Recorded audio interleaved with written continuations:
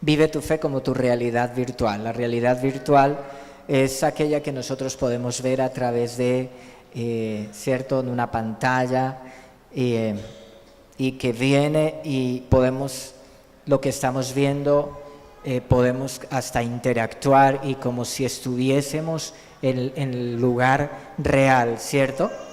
Y se llama realidad virtual. Pues vive tu fe como la realidad virtual. Es la parte 3 de la serie El amor que conquista. Génesis capítulo 17, el verso 5 dice: además cambiaré tu nombre, ya no será Abraham. ¿Cómo se llamaba? Abraham, ¿cierto? Ya no será Abraham, sino que te llamarás Abraham, porque serás el padre de muchas naciones, te haré sumamente fructífero, tus descendientes llegarán a ser muchas naciones y de ellos surgirán reyes. Amén. Es la palabra que le da Dios a Abraham.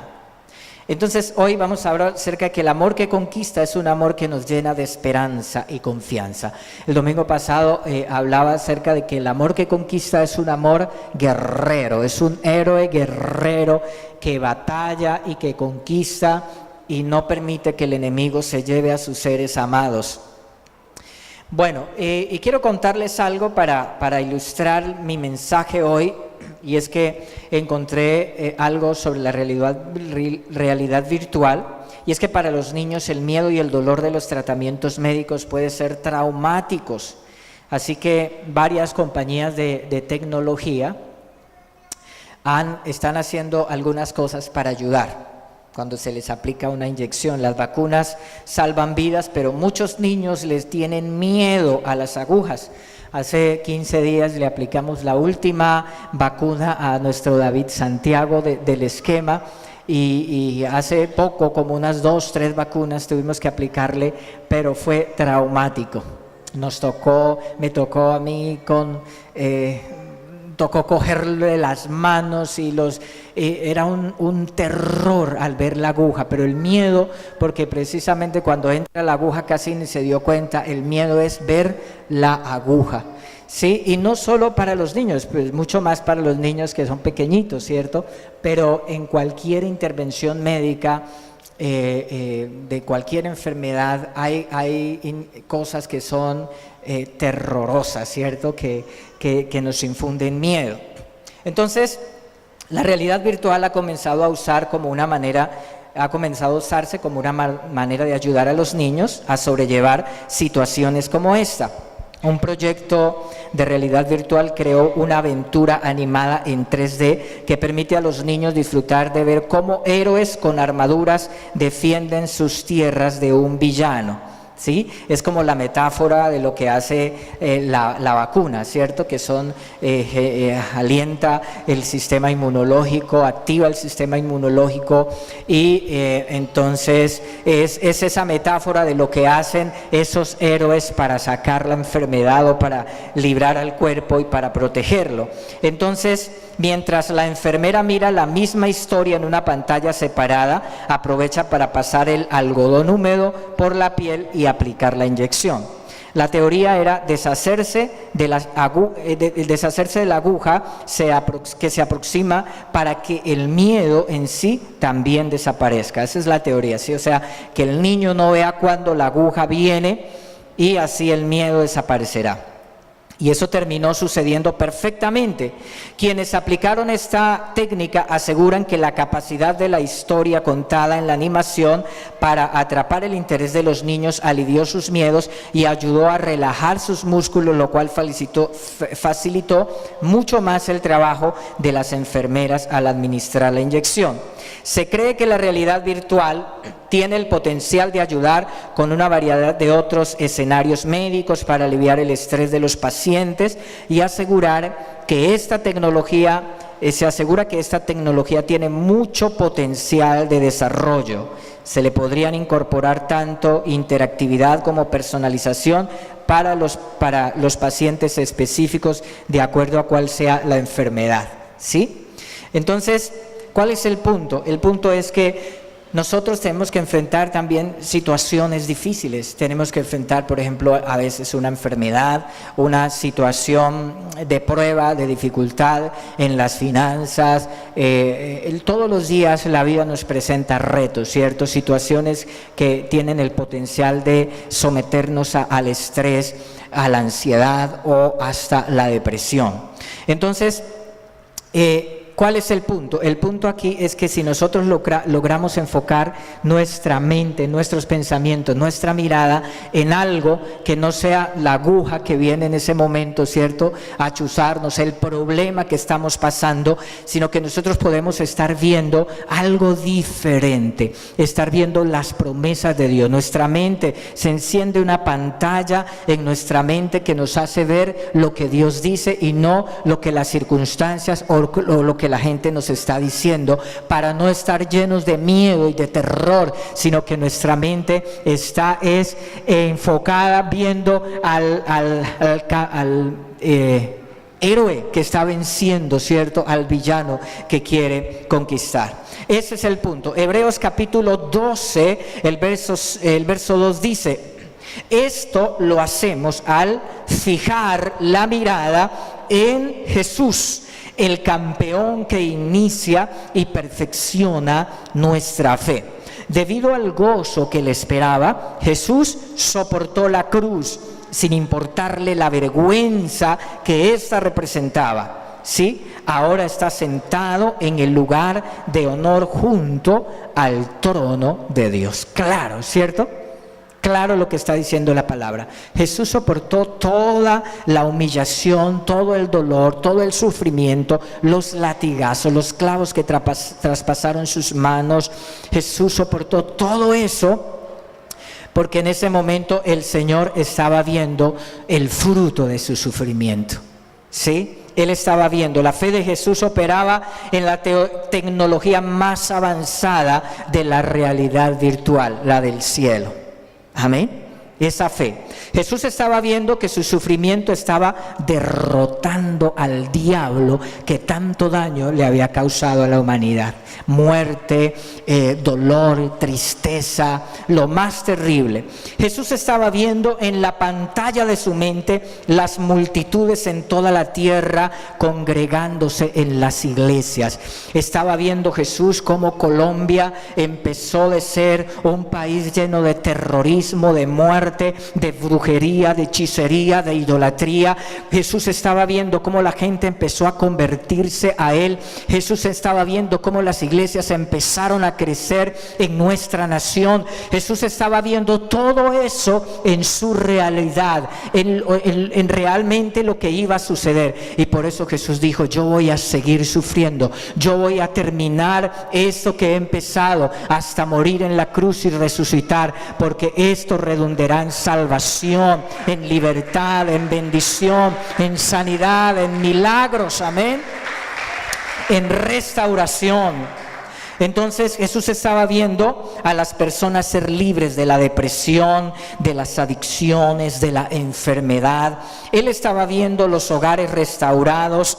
Él estaba viendo, también se estaba viendo sentado a la derecha del Padre, en su trono, también en su lugar de honor, intercediendo por nosotros, defendiéndonos del diablo que nos acusa todos los días. Todo eso estaba viendo Jesús en el momento que era rechazado, en el momento que sufría, cuando fue golpeado, puñetazos en su rostro, cuando le pusieron la corona de espina.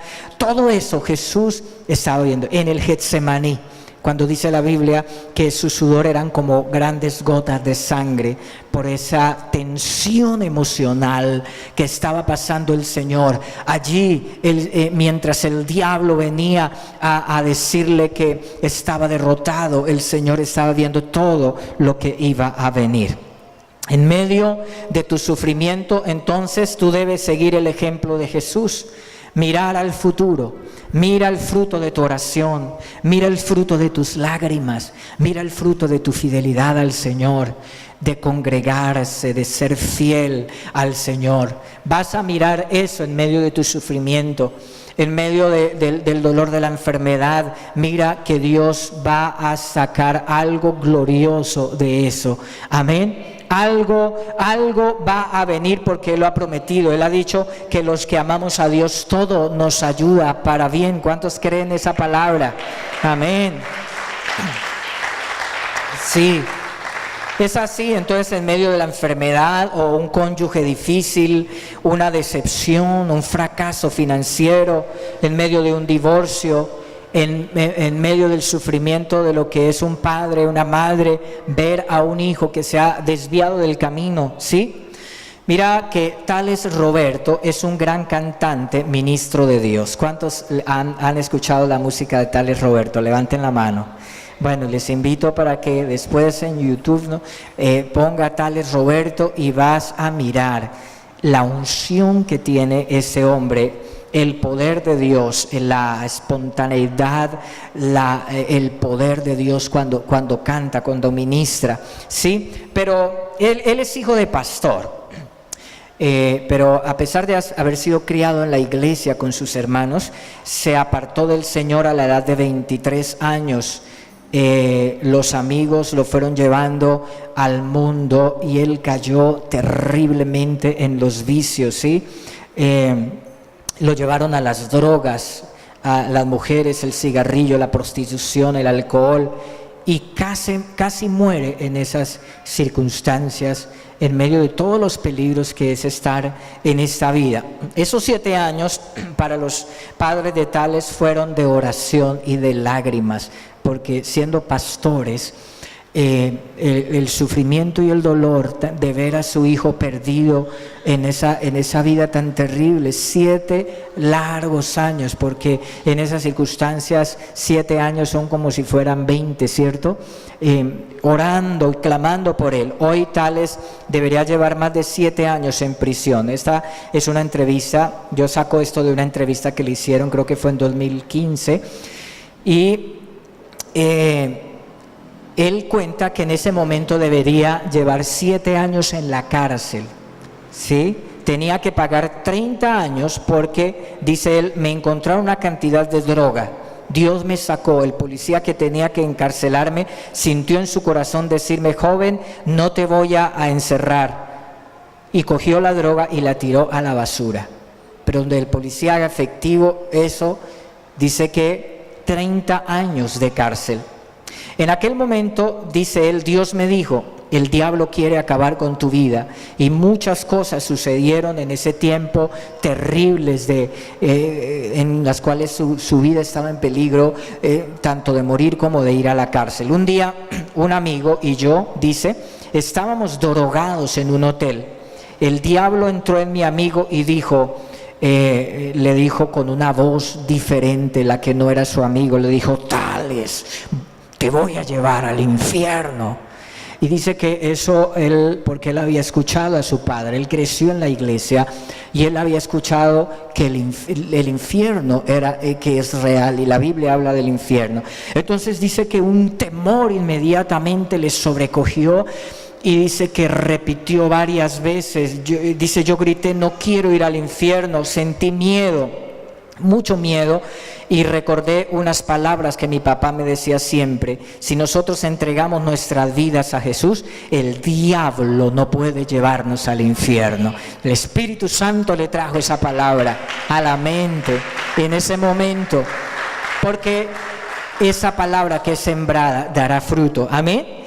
Y dice que desesperado repetí varias veces en voz alta, le entrego mi vida a Jesús, le entrego mi vida a Jesús. En la entrevista le preguntan, le dicen, ¿a qué personaje admira? Y dice, admiro a mi papá. Mi papá dice que se llama Job Roberto y va en ese momento, ya ahorita tiene más de 80 años, dice que es un hombre de ejemplo, de oración, una persona que realmente dio su vida a las cosas de Dios por amor al Señor. Dice que admira a su padre. Y él cuenta cómo su ministerio explotó fuertemente en Brasil. Él es de allá. Traspasó la música cristiana y llegó a la secular como un boom. Los músicos seculares comenzaron a hablar de él, ¿sí? Cuando no era conocido. Dice que si un artista secular reunía a 20,000, él al otro día estaba reuniendo 40,000 personas. Entonces eso fue un impacto social, y los músicos que eran reconocidos decían, pero ¿cómo puede suceder esto? Empezó a hacer conciertos de 50,000, de 60,000 personas, la unción del Espíritu Santo a través de él, el fuego de Dios. Y dice que él ve como cuando está cantando y ministrando viene algo sobre la gente. Él ve como la presencia de Dios sobre la gente, y el Señor le dice, no solamente es para Brasil, sino que te tengo con un propósito en Latinoamérica. Y entonces también ha grabado un álbum en español, porque estaban en portugués, ¿sí? Y ha sido un gran impacto. Dios lo ha bendecido. Es el resultado de la oración de sus padres. Los padres de Tales vivieron su fe como una realidad virtual. Cuando venía el diablo a atormentarlos y a decirles, tu hijo se va a ir al infierno, entonces él prendía la pantalla y empezaba a ver las promesas de Dios, que Dios iba a responder a sus oraciones. Y los padres de Tales empezaron a ver cómo su hijo regresaría a casa, cómo regresaría a la iglesia. Ellos en medio de esa oración estaban pensando cómo él regresaba, cómo él dejaba los vicios, cómo él dejaba esa vida y volvía, viéndolo cantando y testificando del poder de Dios. Lo estaban viendo siendo un gran ejemplo para la juventud. Lo estaban viendo como es el anhelo y el sueño de unos padres que aman a Dios. Así ellos estaban viendo a su hijo en su oración. Hoy Tales viaja por todo el mundo cantando, predicando el evangelio, contando su testimonio e inspirando a la juventud para que amen y sigan al Señor, porque ese es el poder de Dios. Amén. Esa es la obra de Dios, la respuesta, porque Dios escucha la oración y cumple los sueños de unos padres que claman, que oran por sus hijos. Dios escucha la oración. Hay poder en la oración de una madre, hay poder en la oración de un padre, amén. Hay poder en la oración de una esposa, de un esposo, de un hombre y una mujer que se pone en la brecha. Dios hará algo, amén. Dios no permitirá que el enemigo se salga con las suyas. Dios lo hará. Y en el pasaje que leímos al comienzo, Dios le cambia el nombre a Abraham, ¿sí? A Abraham. Hoy sabemos que él es Abraham, pero no se llamaba así. Se llamaba Abraham, que quiere decir Padre enaltecido. Entonces Dios le dice, ya no te llamarás más Abraham, sino serás Abraham, que quiere decir Padre de multitudes, de muchedumbre, ¿sí? Entonces se imagina la cara de la gente. Abraham tenía 100 años, Sara tenía 90, Sara además hacía años, le había llegado la menopausia, y aparte de eso Sara era estéril también. O sea, por todo, imposible que tuviesen un hijo, pero Dios les había hecho una promesa. Dios les había hecho esa promesa. Entonces se imagina la cara de la gente cuando a esa edad, y Sara le decía, Abraham, era decirle, Padre de multitudes, ven a almorzar, Padre de multitudes, ven al desayuno. Y cuando la gente escuchaba eso, ¿qué diría, cierto? Estas se están enloqueciendo. Le está empezando el delirio, ¿cierto? Pero esa era la realidad virtual de Abraham y de Sara. Dios les había dado una promesa, no importa cuáles sean las circunstancias, no importa qué diga la gente, ellos tenían la pantalla ahí prendida para ver en las promesas de Dios, no en lo que el mundo o lo que la gente decía, ¿sí? Esa era, ellos estaban viendo la multitud de sus descendientes y no su esterilidad.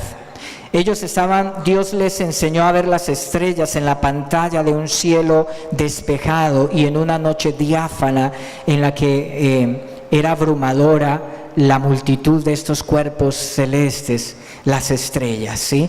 No se podían contar. Dios le había enseñado a Abraham, lo había sacado de la tienda y le había dicho: mira los cielos, así como están, no puedes contar todas las estrellas, así será tu descendencia. Y Dios te está diciendo hoy: mira también, miran mis promesas, miren la palabra, mira que tú eres una hija mía, mira que tú eres un hijo mío, mira, prende siempre esa pantalla porque yo tengo cosas grandes para ti. No mires a tu problema, no mires a tus circunstancias, sino mira lo que yo tengo para ti. ¿Cuántos creen esa palabra y la reciben?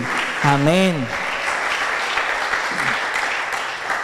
Dios había sacado a Abraham de la tienda, o sea, de su carpa, para librarlo de la limitación, porque al levantar la mirada ve solo la carpa ahí, ¿cierto? Pero Dios lo saca para que mire. ¿Sí? Mira lo que dice Génesis 13:14, dice: mira lo más lejos que puedas, en todas las direcciones, al norte, al sur, al oriente, al occidente. Yo te doy toda esta tierra, tan lejos como alcances a ver a ti y a tu descendencia como posesión permanente, y te daré tantos descendientes que como el polvo de la tierra será imposible contarlos. Alabado sea Dios. Esa es la palabra. Entonces piense y hable como lo hizo Abraham, ¿cierto? Y también como lo hizo David. Acuérdate de David. La forma como habla David. Mira, cuando Goliat salía y salía ya ese gigante con esas armas, con esa cara intimidadora, con esas palabras. Dice la palabra que literalmente los hombres de Israel apenas miraban que ese tipo salía, de una vez corrían, temblaban, se escondían, le tenían muchísimo miedo, ¿sí?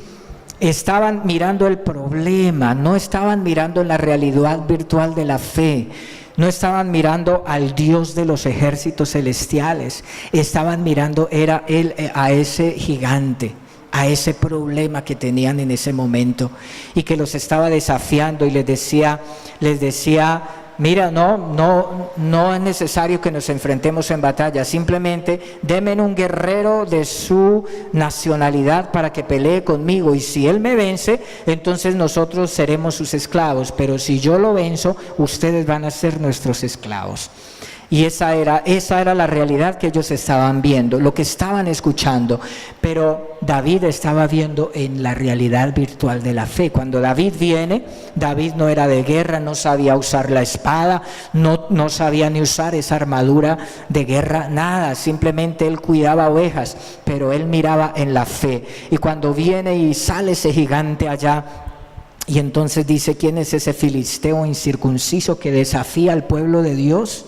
Es que ustedes no saben que más son los que están con nosotros, que nosotros somos los escuadrones del Dios viviente. Ese es solo un incircunciso, ¿sí? David estaba viendo en otra realidad, la realidad de la fe, amén, no la del momento. Y así fue cuando sale y el gigante empieza, como Satanás empieza a vociferar y a decirnos: te voy a derrotar, voy a matar a tus hijos, voy a destruir tu hogar, te voy a arruinar, te voy a quebrar tu empresa, tu negocio. Y el diablo empieza a decir: mire, nadie te quiere, miren esto, mire, y el diablo empieza a traer todo eso. Así salió Goliat a decir y a burlarse de David, cuando lo vio sin espada, lo vio sin armadura de guerra, lo vio un jovencito, y empezó a burlarse. Pero cuando él empieza a burlarse y a maldecir a David por sus ídolos, entonces David empieza a declarar: hoy te voy a derrotar, hoy te voy a cortar la cabeza, hoy daré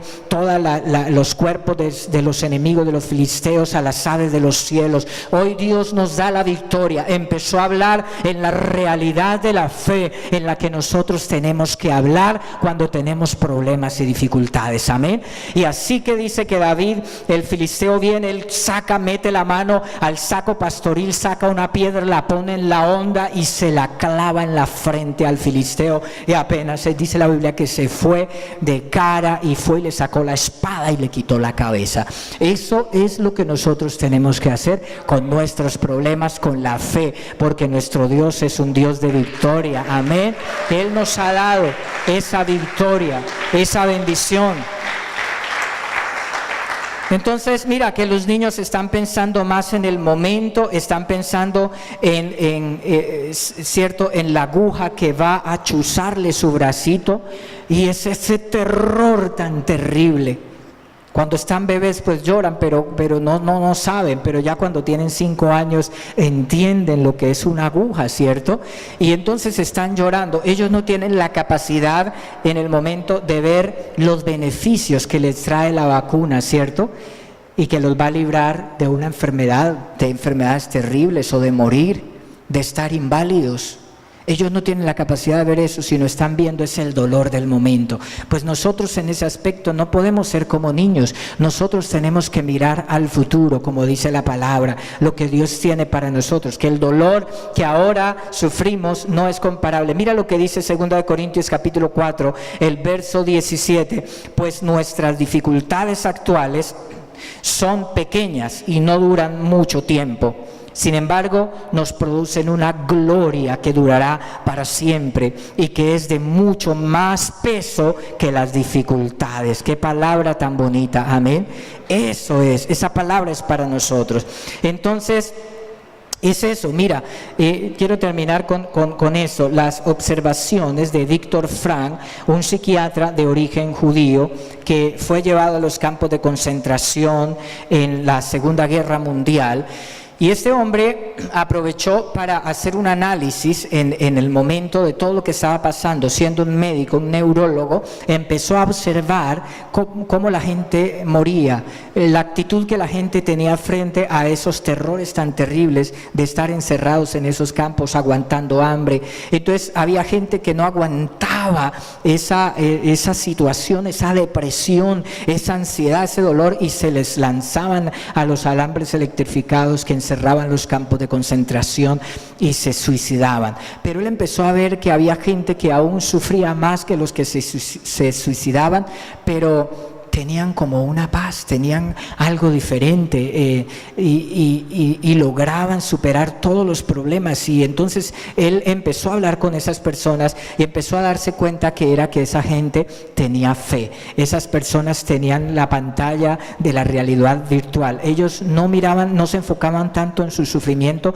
sino en que iban a ver a sus seres amados después de que todo eso terminara, y que tenían una meta, tenían un sueño, y su mente se enfocaba en eso. Y así sucedió cuando Estados Unidos llegó a esos campos, o los aliados llegaron a esos campos de concentración y sacaron a todos los esclavos, todos esos huesos forrados en piel, la gente muriéndose de hambre, y los liberaron. Entonces él pudo formular se llama la tercera línea de psicoterapia vienesa, contrario a lo que dice Freud en el psicoanálisis, que Dios, el cielo se lo dejamos a los gorriones.